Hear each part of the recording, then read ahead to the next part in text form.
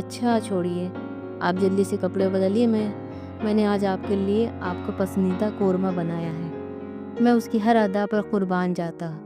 مجھے اس کی معصوم انداز بے حد پسند آتا تھا۔ ابھی ہماری شادی کو کچھ ہی مہینے ہوئے تھے، لیکن اس کے ساتھ ایسا لگتا تھا جیسے برسوں سے ہم ساتھ ہیں۔ ہم ایک دوسرے کے بنا ادھورے تھے۔ ایک دن میں نے دیکھا کہ وہ آئینے کے سامنے کھڑی اپنے گالوں کو کھینچ کر غور سے دیکھ رہی تھی۔ میں نے ہنس کر پوچھا، ایسے کیا دیکھ رہی ہو؟ تو وہ جھنجلا کر بولی، آپ کی وجہ سے موٹی ہوتی جا رہی ہوں۔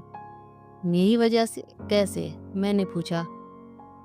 آپ مجھے جب بھی اپنے ہاتھوں سے کھانا کھلاتے ہیں تو میں زیادہ کھا لیتی ہوں، اسی وجہ سے موٹی ہوتی جا رہی ہوں، اس نے معصومیت سے کہا۔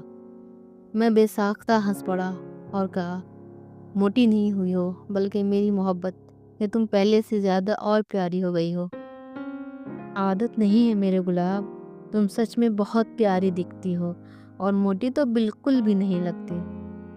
میں نے اس سے بے حد ہی محبت بھرے انداز میں کہا تو محبت سے میرے سینے سے جا لگ گئی۔ وقت یوں ہی اس کی محبت کے سائے میں گزر رہا تھا کہ ایک دن جب میں آفس سے گھر آیا تو وہ بہت چپ سی تھی۔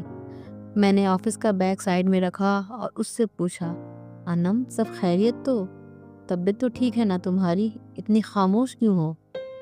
اس کی آنکھوں میں عجیب سی چمک تھی۔ اس نے کوئی جواب نہ دیا اور دھیرے سے میرے پاس آئی اور میرے ہاتھ میں ایک چھوٹا سا لفافہ رکھ دیا۔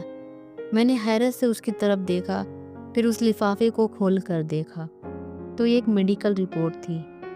میرا دل تیزی سے دھڑکنے لگا۔